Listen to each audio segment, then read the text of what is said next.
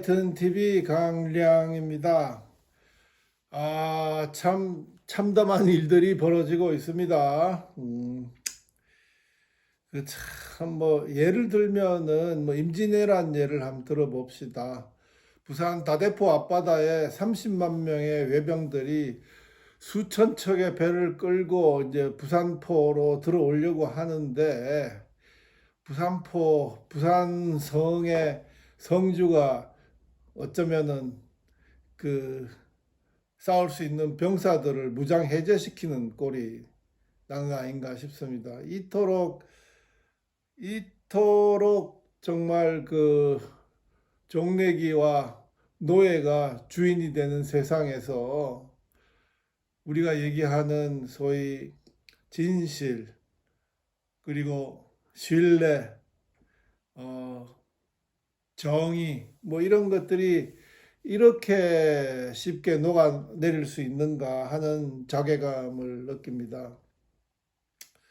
오랜 동안 알고 지난 사이이긴 합니다. 근데 좀 아슬아슬한 부분은 없진 않았어요. 왜냐하면 이분이 이제 아주 강력한 운동권 출신의 경력을 갖고 있고 삶 자체는 인간이야 참 순수하고 착하고 그래서 그런지 굉장히 또 자신의 의지력이 강한 그런 부분이 있는데 일단은 김문수의 의도는 이런 것 같습니다. 그러니까는 지난 국힘당이라는 정당이 문재인 이전부터 또 문재인 시절 지금까지 이제 해온 국힘당의 그 행태가 소위 여당 또는 대한민국 주류 정당으로서 제대로 된 정당의 역할을 못했다 하는 데는 많은 사람들이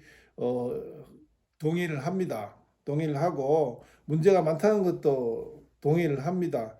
그래서 이제 이 사람이 차제에 이제 소위 마치 좌익들이 쓰는 위선과 기만 사기 거짓말을 쳐가지고 대통령 후보에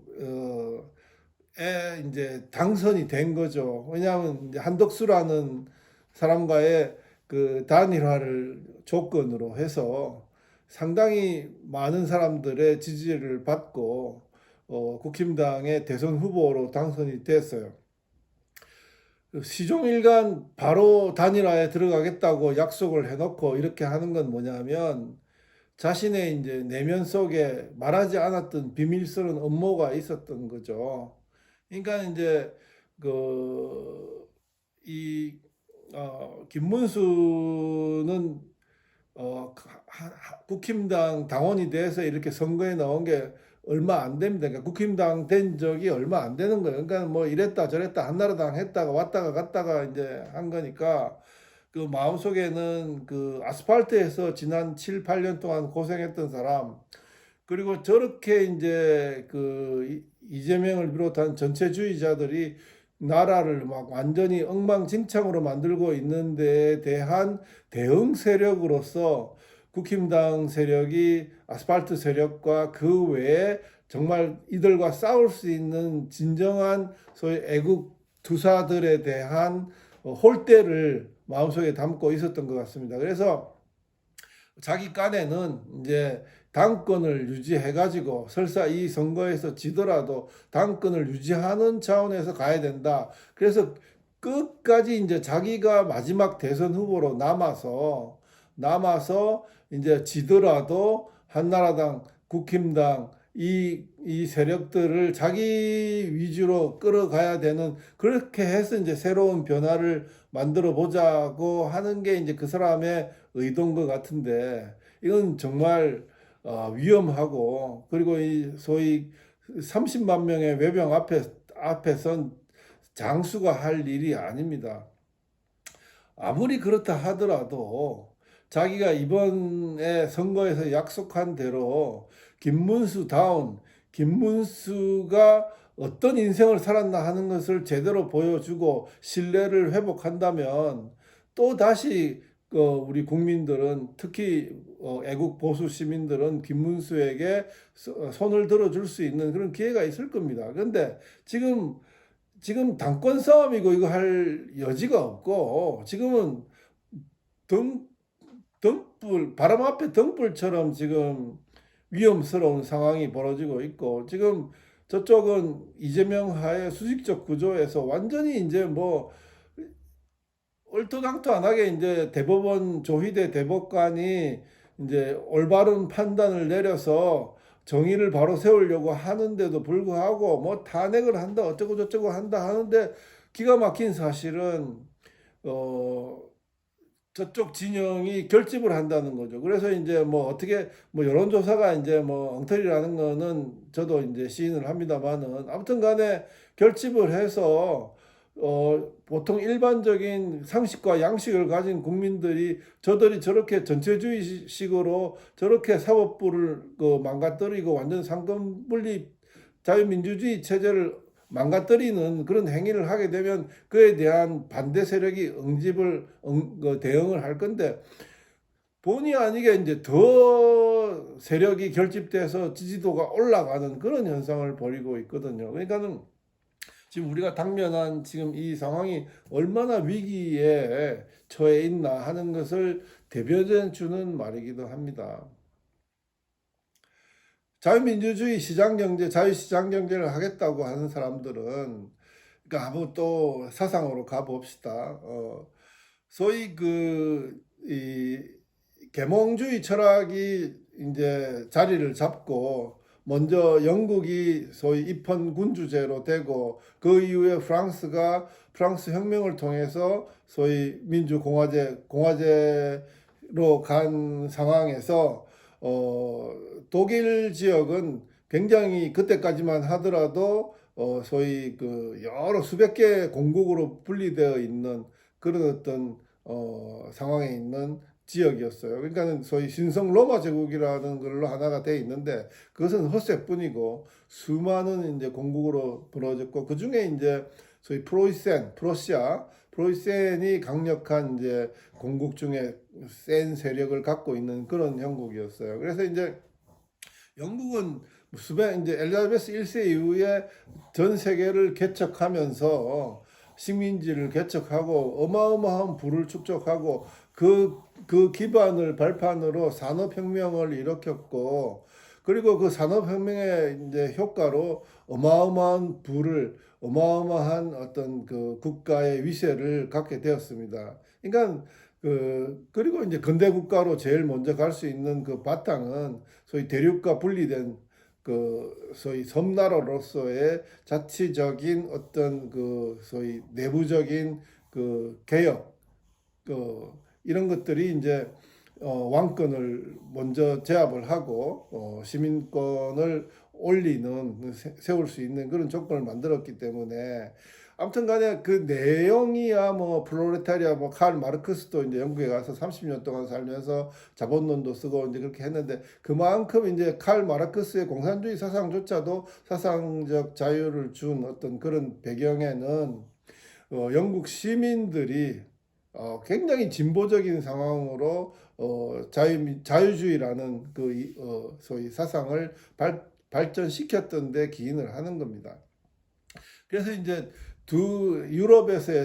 세계에서의 두 문명축은 하나는 영국의 소위 시민성, 시빌리티, 문명의 소위 기저로서 자부심으로서의 시빌리티, 시민성이 굉장히 두드러지는 것이고, 그러니까 영국의 시민성이라는 것은 뭐냐면 소위 굉장히 이제 어떤 토마스 홉스부터 계약을 통해서 쭉 이제 존 로크까지 이제 소위 시민과 계약을 통해서 이제 왕권이 입헌군주가 되고 그 다음에 이제 시민사회 내에서의 그 계약의 합리성 같은 것이 쭉 확보되면서 소위 인권 사상도 굉장히 이제 발전을 하게 되는 거죠. 그러니까는 법 앞에 평등하다, 시민이 다 동등하다라는 조건에서 어떤 소위 신뢰할 수 있는 트러스트 소사이어티를 만드는 거죠. 그러니까는 영국 젠틀맨이라고 하는 젠틀이라는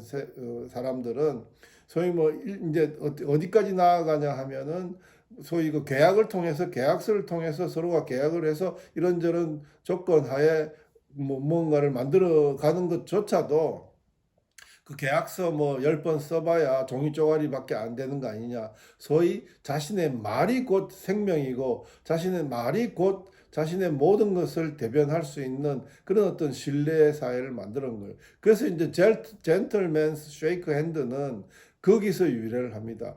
그 젠틀맨스 신사의 악수, 신사의 말, 이것이 생명보다도 더 큰 공신력과 명예력을 갖게 된 데에는 영국 내에서도 엘리자베스 1세 이후에 부강해가는 영국 내에서 200년 이상의 시간과 노력과 헌신이 있었던 거죠. 신뢰사회라는 것은 하루아침에 되지 않습니다. 그렇게 해서 된 거고, 영국 같은 경우는 뭐 지금 이제 몽테스키에나 루소 같은 경우는 프랑스 혁명을 보지 못하고 갔는데 굉장히 그 영국의 그 시빌리티, 영국이 소위 시민 사회로서 그다음에 이제 입헌 군주제, 공화제로서 이렇게 올라가는 그 과정들에 대한 굉장한 낙심 뭐 이런 것들이 뭐 일종의 이제 뭐라 그럴까 이제 질투심 이런 것들이 존재하고 있었어요.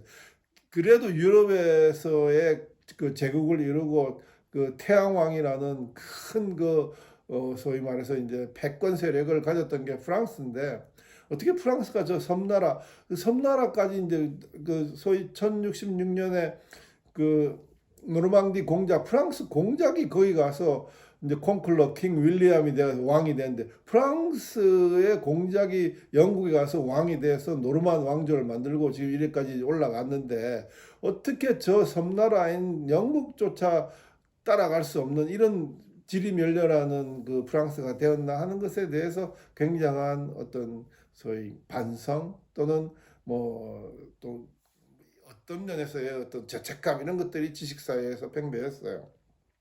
그래서 이제 몽테스퀘는 이제 프랑스가 갖고 있는 문명의 척도는 뭐냐면 이제 영국의 시민성을 제외한 나머지가 다 될 것 같습니다. 예술, 문화, 그 다음에 언어, 외교력, 그 다음에 이제 소위 패션, 뭐 이런 것들을 다 프랑스가 주도를 하는, 뭐 지금도 뭐 프랑스가 그런 면에서는 굉장히 앞서가는 국가이면 틀림이 없습니다. 그게 이제 하나의 프랑스의 문명의 척도로 이제 여겨졌고 그래서 이 두 세력이 소위 문명 사회를 이끌어 간다는 그런 하나의 자부심을 갖게 되었습니다. 물론 식민지로부터 뭐 어마어마한 어떤 재원들이 이제 그 충족을 되는 사회에서 그렇게 이제 이루어진 거죠. 반면 독일 같은 경우는 그러지 못했죠. 그래서 아무튼간에 독일은 이제 소위 개인이 근대사회에서 계몽사회에서 개인이 중심이 되고 개인의 소위 존 로커가 얘기하는 가치, 자유,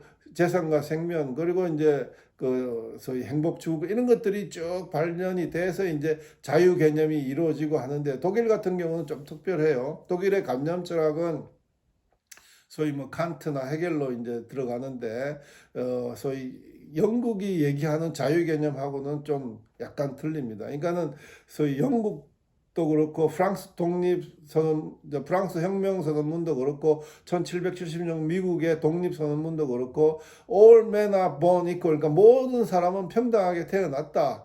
근데 이제 소위 그 영국이나 미국에서의 보니까 이건 전부 인권론이에요. 그러니까 하나님이 신앙적인 차원에서 하나님이 인간을 창조하시고 그 인간의 창조됨이 굉장히 존귀하다라는 것으로 일반적으로 쫙 깔고 있는 건데 독일의 인간에 대한 존엄성은 조금 다릅니다. 이제 칸트나 헤겔에서 유래되는 건데 그건 뭐냐면 칸트는 왜 인간이 존엄하냐고 하면은 인간 스스로 선한 의지를 갖고 있기 때문에 그렇다고 합니다. 이게 맹자 사상하고도 비슷하게 이제 연결이 되는데요. 그 선함으로 인간이 행위로서 그걸 실천할 수 있기 때문에 고귀하다는 거예요. 그러니까는 소위 약한 사람, 어려운 사람, 그다음에 상처 입은 사람을 위해서 자기도 어렵지만 자기의 것을 나누어 줄 수 있는 선한 마음.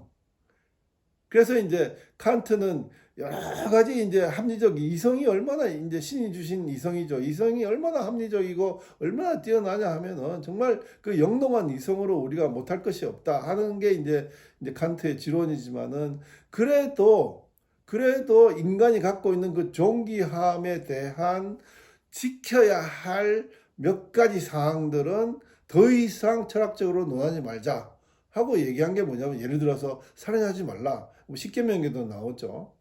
부모를 홀대하지 말라. 근데 인간관계에서 인류사에서 너무너무 보편적이고 핵심적인 상황에 대해서는 더 이상 철학적으로 분석하거나 거기에 대해서 토달지 말자. 그게 이제 칸트의 소위 올바른 말, 정은 명령이에요. 그렇게 되는 거예요. 그러니까 칸트는 왜 인간이 존엄하냐, 왜 우리가 인간을 목적으로 대해야 하느냐 하면, 모든 인간을 법 앞에 평등하다 이게 아니라 인간 자체가 왜 고귀하냐 하는 것은 뭐냐면, 인간이 선한 마음으로 그 선의를 실천할 수 있는 존재이기 때문에 그런 거예요. 해결도 이제 그 연결성에 쓰는데, 해결은 자유 개념이에요. 그러니까 그 소위 프리덤이나 리버티 쪽에서의 해석보다는 이제 프리덤은 소위 억압으로부터 자유. 그러니까 한 1000년 이상 이어온 이제 영국의 자유주의에서의 이제 프리덤. 그다음에 리버티는 그게 이제 소위 제도와 그다음에 정치와 그다음에 이제 소위 소위 군주와 시민 사이에서 이제 역량 이런 것들이 대비되면서, 리버티는 로마에서 와가지고 소위 참전할 수 있는, 정치에 참전할 수 이거 할 수 있는 자유, 그 다음에 투표할 수 있는 자유, 그 다음에 이런저런 어떤 소위 법 제도로부터 보호받을 수 있는 자유, 이런 어떤 행정적인 정치적인 이런 어떤 제도적인 차원에서의 자유가 리버티에는 들어가 있는 거예요. 그와 달리 해겔의 리버티는 뭐냐면, 최초에 우리가 자유로운 사람은 중국으로 치면 중국의 황제일 것이다. 그리고 그게 넘어와 가지고 소위 이제 그 유럽에서의 군주, 뭐 귀족, 그 다음에 이제 소위 로마에서의 어떤 시민들의 행태, 여기서 이제 자유가 이제 이루어지는데, 그 이후에 이제 소위 그 유럽을 동프랑크, 중프랑크, 서프랑크로 가장 유럽을 장악하게 된 소위 게르만 민족이 갖는 자유의식이 강조를 하는 거예요. 그게 뭐냐면, 그러다 보니까는 해겔의 이제 인간은 자유를 위해서 자유를 목적으로 살고 있는데, 인간의 자유는 서로 평등하고 다 받아들여져야 할 것인데, 그 서로의 자유를 인정하고 그다음에 그 인정된 자유를 서로가 이제 보편화 시킬 때, 그 자유는, 인간의 자유는 더 늘어난다는 거예요. 그러니까 인간의 삶의 목적의 끝은 얼마만큼의 인간의 자유를 실현하고 사느냐 하는 것으로 달려 있다고 보는데, 뭐좀 분리되는 말입니다만은, 그래서 이제 독일 쪽에서 갖는 그 자유의 관념이나 독일 지역에서의 어떤 영국과 프랑스에 대한 어떤 일종의 뭐라 그럴까요? 뭐 조금 눌려 사는 사람들의 어떤 좀뭐 일반적이지 않는 어떤 생각들, 뭐 여러 가지 감정이 이제 작동을 하겠죠. 시기심, 질투심, 그다음에 또 우월감 이런 것들이 이제 있는데, 그렇게 해서 이제 독일의 자유 개념은 소위 그 개인이 아니라 집단적 자유 개념으로 갑니다. 그래서 이제 물론 이제 그렇게 해서 그 관념이 기반이 돼서 소위 칼 마르크스의 이제 소위 공산주의 사상도 나오고, 그 외에 독일이 왜 이제 그 위에 이제 1차 대전, 2차 대전 왜 이제 히틀러가 나올 수 있나 하는 그런 것까지 이어졌는데, 독일의 어떤 자유관념은, 독일이 생각하는 칸트의 인간 존엄에 대한 생각, 이게 모두가 어떻게 보면은 굉장히 관념론적인데, 이게 어떻게 보면은 굉장히 정치적 로맨티시즘하고 굉장히 많이 결부가 돼요. 그래서 이제 칸트의 제자인 헤르드는 개인이 아니라 게르만이라는 위대한 민족이야말로 소위 그 모든 그 인류 구성원들을 하나로 모을 수 있는 굉장한 그 존재라고 이제 거기다 부가가치를 붙이는 거죠. 근데 나시옹이라는 것은 소위 이제 프랑스에서 시작된 건데, 이제 나시옹, 그러니까 네이션이라는 것은 우리가 이제 네이션 스테이트 이렇게 되는 거예요. 네이션 그러면 국민, 국가 뭐 이렇게 되는 번역이 되는데, 나시옹, 네이션이라는 것은 10세기 정도부터 이제 발현이 된다고 보고, 프랑스에서 발현이 됐는데, 우리로 치면은 어떤 거냐 하면 소위 강한 결집력을 가진 시민 결사체들, 예를 들어서 뭐 호남 향후에 지금 호남 사람들 문제를 많이 일으키고 있는데, 아무튼 이 호남 네이션, 나시옹이에요. 네이션. 그 다음에 이제 해병대도 굉장히 결집력이 강하지 않습니까? 해병 전후에. 그 다음에 이제 소위 뭐 대학으로 치면 고대들이 굉장히 결집력이 강하다는데, 고대 동창회 뭐 이런 것들이 나시옹의 성격을 갖고 있었던 거예요. 그 11세기, 12세기. 그러다가 나시옹이 완전히 소위 이제 국민, 국가 이렇게 이제 이해되기 시작한 게 뭐냐면 나폴레옹 시대에서 소위 프랑스 혁명 이후에 그 프랑스 혁명의 이념과 어떤 프랑스를 지켜주는 하나의 지도자로서 나폴레옹이 나왔단 말이에요. 그 나폴레옹이 이제 여러 국가들과 전쟁을 치다 보니까 그전에는 이제 전쟁을 하나의 권리로 생각했지 않습니까? 그래서 이제 시민이나 귀족에 의해서 이제 소위 그 일반 평민들은 아예 전쟁에 참여하지도 못했단 말이에요. 그게 아주 이제 소위 높은 층의 시민이나 귀족의 특권처럼 여겨졌는데, 나폴레옹이 완전 국민 개병제를 해버렸지 않습니까? 모든 이제 소위 나시옹, 국민이라는 이름으로 국가를, 프랑스를 지키는 사람들은 소위 참전할 수 있는, 전쟁에 참전할 수 있는 권리가 있다. 그래서 뭐 어마어마하게 그뭐 정말 프랑스의 영광을 위해서 이제 막 그렇게 이제 참전한 것이, 그게 이제 소위 국민 모병제의 시작이고, 그게 이제 소위 일종의 내셔널리즘으로 가는 거예요. 내셔널리즘, 민족주의로.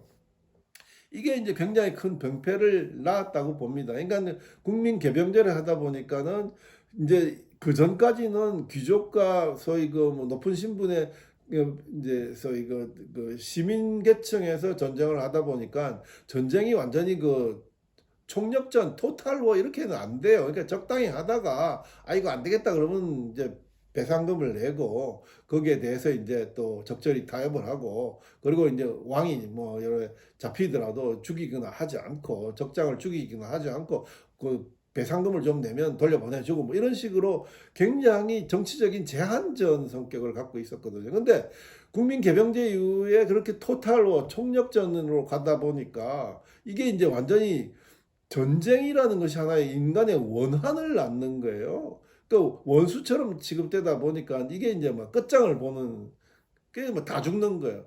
그 이제 결과가 이제 1차 대전도 그렇고 2차 대전도 그렇고 뭐 그런 식으로 이제 가는 건데, 그것을 이제 간파하고 야 이렇게 하면 안 되겠다 하고 소위 전쟁에 대한 정치 사상적 솔루션을, 해결책을 강구한 것이 바로 크라우제 비체입니다. 예.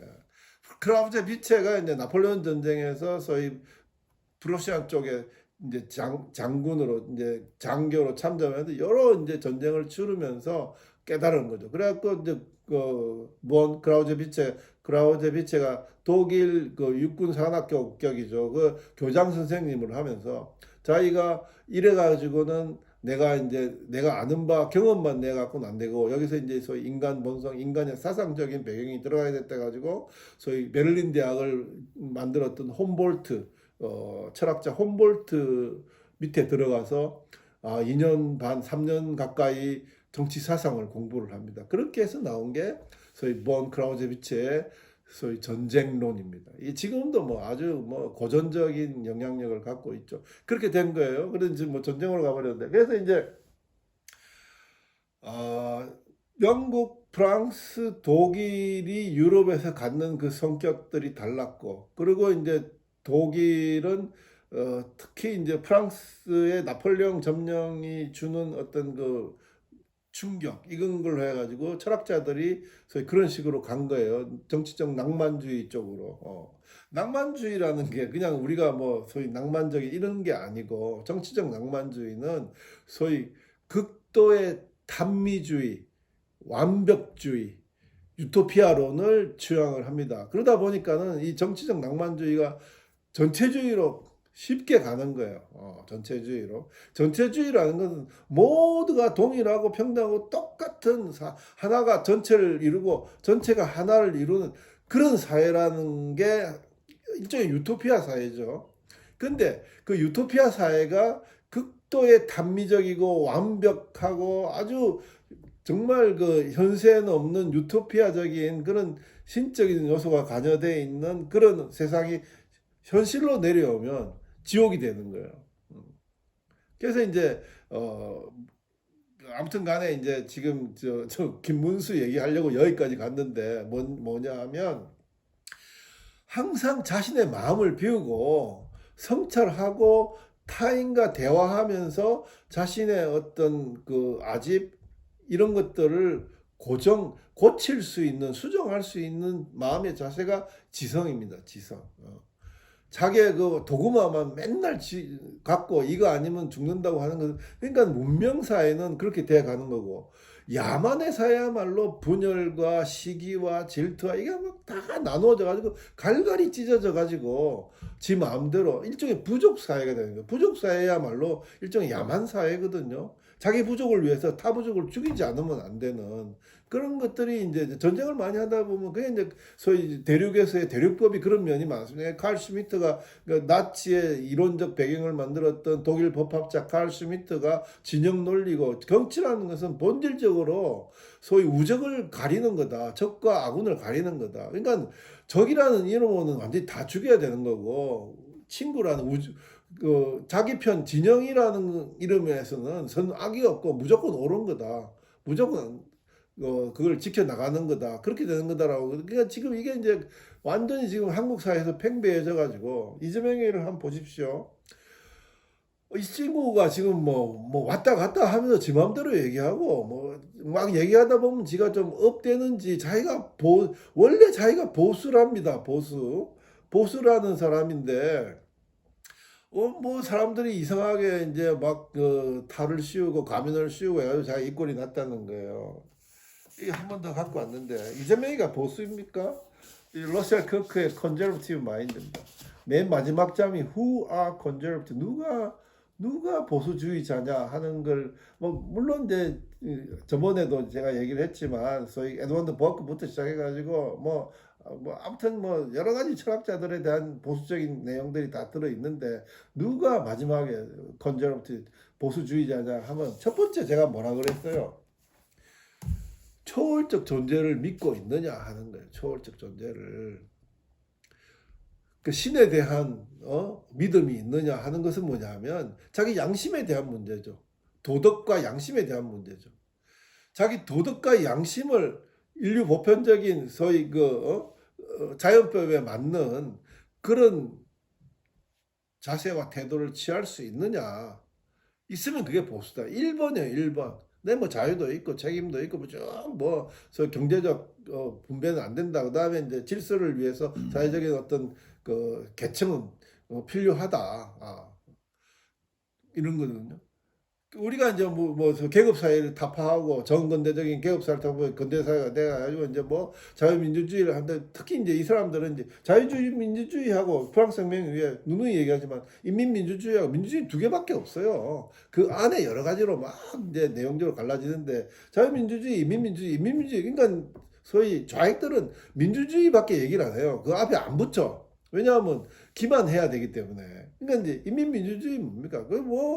어마어마한 위선과 기만, 사기와 거짓말로 사람들을 선동해가지고 그렇게 이제 일종의 전체주의 사회를 만드는데 그 전체주의 사회가 되면 그것은 현실에서는 지옥이 되는 거예요. 그러니까 그 전체주의, 극도로 완벽한, 극도로 탄미적인 정치적 낭만주의죠. 그런 전체주의에 안 맞는 사람은 전부 잉여인간으로서 제거를 하고 없애고 시베리아에 보내고 던전 지하 감옥에 가두고 그다음에 북한은 어딥니까 수용소에 가둬 가지고 완전히 제거시키는 거예요. 그래서 이제 그 전체주의라는 게 그런 겁니다. 자기 전체에 맞지 않는 소위 이제 또 루소를 데리고 근데 루소가 얘기한 그 브롱드 제너럴이 아니라 봉도 또때, 그러니까 전체 의지에 입각을 해가지고, 그다음에 루소가 얘기하는 소위 내면과 외면. 인간은 원래 선악에, 이제 선악설을 얘기하는 친구들은 좀 굉장히 로맨틱한 점이 많아요. 인간이 원래 선하고 신의 의지를 갖고 있는 그런 아주 좋은 양태를 갖고 태어났는데, 사회 굴레가, 사회 속박이나 억압이나 이런 것들이 인간을 타락시킨다는 거죠. 그러니까는 이제 소위 외부에 있는 바깥 세상이 그 맞지 않다면, 내부의 순수한, 그 플라톤의 이데아하고도 굉장히 가깝죠. 안 맞으면 그 외부를 뒤집어 엎어야 된다, 개혁해야 된다 하는 게 이제 루소의 이제 소위 그 사회계약론이죠. 사회계약. 그러니까 이제 그걸 이제 그러니까 이제 루소는 뭐 죽을 때까지 자유를 옹립하고 개인의 자유에 대해서 부가가치를 두던 철학자인데, 한 얘기가 많으니까 일부를 이제 발췌해 가지고 저것들 편한 대로 이제 막 쓰는 거예요. 그래갖고 이래 되고 저래 되고 막 이래 합니다. 요새 보니까 뭐 지금 뭐 이재명이가 저렇게 이제 뭐 완전히 자기 세상 만난 듯이 정말 막 곡반에서 인심 나는 듯이 저렇게 하고, 밑에 애들은 뭐 나하고는 상관없다, 당에서 알아서 하겠지. 당은 막 또 탄핵을 시키고 대법관 탄핵시키고 뭐 이런 뭐 검사 탄핵시키고 이 짓을 하는데, 그럼에도 불구하고 또 질서가 유지가 되면서 이재명 쪽으로 이렇게 쓱 쏠림 현상이 나요. 그러니까는 뭐 옳고 그름이 이제 끝난 거고. 그러니까 뭐 상대주의적인 세상에서는 그러니까 니도 옳고 나도 옳고 뭐 이러다 보면 뭐 먼저 돈 갖고 가는 놈이 최고다 이렇게 되면 굉장히 자연, 소위 그 무법천지죠. 그러니까 자연 상태가 되는데, 여기에서는 그러니까 상대주의가 팽배하고 이렇게 되면은 무정부주의, 그다음에 니힐리즘, 그 허무주의 뭐 이런 것들이 창구를 할 수밖에 없어요. 그러니까 공동체가 설 수가 없어요. 그 흩어진 공동체 내에서 누가 질서를 유지하고 누가 기준을 잡습니까? 그러다 보니까 제일 좋은 게 뭐야? 돈이란 말이에요. 그러니까 양심과 모든 걸 다 팔아가지고 뭐 돈만 가져가면 최고다, 그렇게 해서 저렇게 붙는 거예요. 그러니까 이제 김문수라는 사람도 그런 인간이 되어버린 거예요 지금. 응? 자기 약속을 버리고 저렇게 이제, 설사 그것이 뭐 자기 스스로의 대의를 한다 하더라도 그건 보편적이지 않지 않습니까? 이거 만약에 이제 자기가 진짜 진실된 자기 했던 약속을 빨리빨리 이행하고 협조적으로 나오고, 그 다음에 이제 한동훈이나 안철수나, 요새는 안철수가 이제 아무튼 조금 적극적으로 나오는데, 한동훈이는 원래 그렇지 않습니까? 지금 이제 뭐 꼭 이제 자기 사업 하듯이 자기 일만 하고, 이제 당에 대해서는 뭐 그런 사람들 데리고 와가지고 이렇게 저렇게 빅텐트를 만들고, 그리고 이제 자기가 될 수도 있잖아.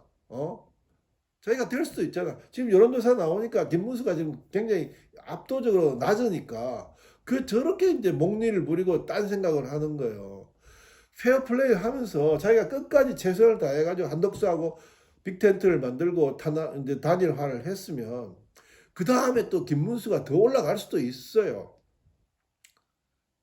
그게 다 사는 방법이고, 그게 대한민국 살리는 길이란 말입니다. 그러니까 뭘 몰라서 그런 거야. 그러니까는, 아유, 야, 이거는 뭐 이런 얘기는 하기 싫은데, 그 조선조 500년 후에 그냥 종래기하고 노비가, 그러니까 뭐 소위 그 소장농까지 합치면 전 국민의 70%였어, 70%. 그렇게 소장농, 노예, 노비, 종래기들은 말이에요, 공동체나 국가관념이 있을 수 없잖아요. 왜냐하면 생존이 1번이니까. 그러니까는 막 자기가 생존하고 자기 걸 얻기 위해서는 배신과 배반 뭐 다 팔아요. 그래서 이제 소위 계급 사회에서는 노예, 종래기들을 쳐주지 않는 겁니다. 그러니까 결국은 뭐 니체도 그랬고, 그다음에 뭐 해겔도 그랬고, 이게 다 시민에 대한 자기 철학적 강령이었단 말이에요. 그러니까 제일 큰 게 뭐냐면, 니체도 저 대중이라는 존재, 그 질량 덩어리, 대중 매스 아닙니까? 저걸 어떻게 해야 되느냐? 저 대중이라는 것은 내 사상과 철학과 전혀 상관없다. 저거를 제대로 처리하지 못하면 큰 봉변을 당할 것이다. 그리고 해결도 뭐라 그랬어요? 그러니까 그 소위 이, 이 대중의 열정, 그러니까 대중이나 군중, 그 다음에 이제 민중, 이런 종자들은 생각이 없어요. 그러니까 누군가가 그 안에 생각을 주입해서 선동을 해야 그게 이제 하나의 정치적 역동성으로 나타나는 거죠. 그러니까는 대중, 민중, 군중, 인민 이런 것들이 선동당할 때 항상 문제가 생기는데, 그래서 소위 시민교육이 필요하고 그래서 공동체를 유지할 수 있는 기본 소양과 교육이 필요한 거예요. 그게 지금 다 깨져 있는 상태거든요. 그러니까는 이런 상태에서 지금 교육이라는 것은 시간이 걸립니다. 그러니까는 지금 어떻게 해야 되겠어요? 일단 이재명의 대관식은 막아야 될 거 아닙니까? 지금 대놓고 이제는 뭐 내가 법이다 이런 식으로 이제 나오는데, 그 대관식은 막아야 되는 거예요. 그 막을 수 있는 최고의 방법을 이제 선택을 해야 되는데, 지금 한덕수와 김문수의 이런 보수가 이렇게 지리멸렬해지는 이 상황은 그냥 그 대관식을 더불어민주당이 아니 보수가 레드 카페트를 깔아주고 있는 상황입니다. 이제 우리는 할 말도 없어요.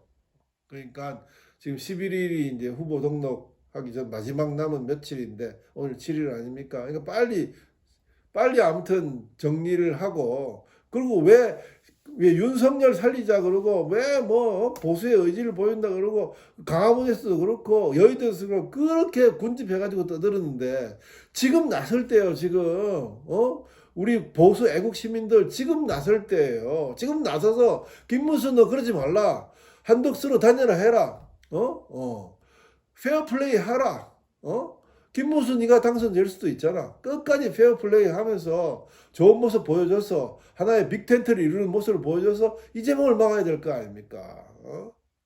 그 나서야 되는 거예요. 가만히 있으면 안 돼요. 저도 병날 것 같아요. 오늘 뭐 여기까지 하겠습니다. 경청해 주셔서 고맙습니다.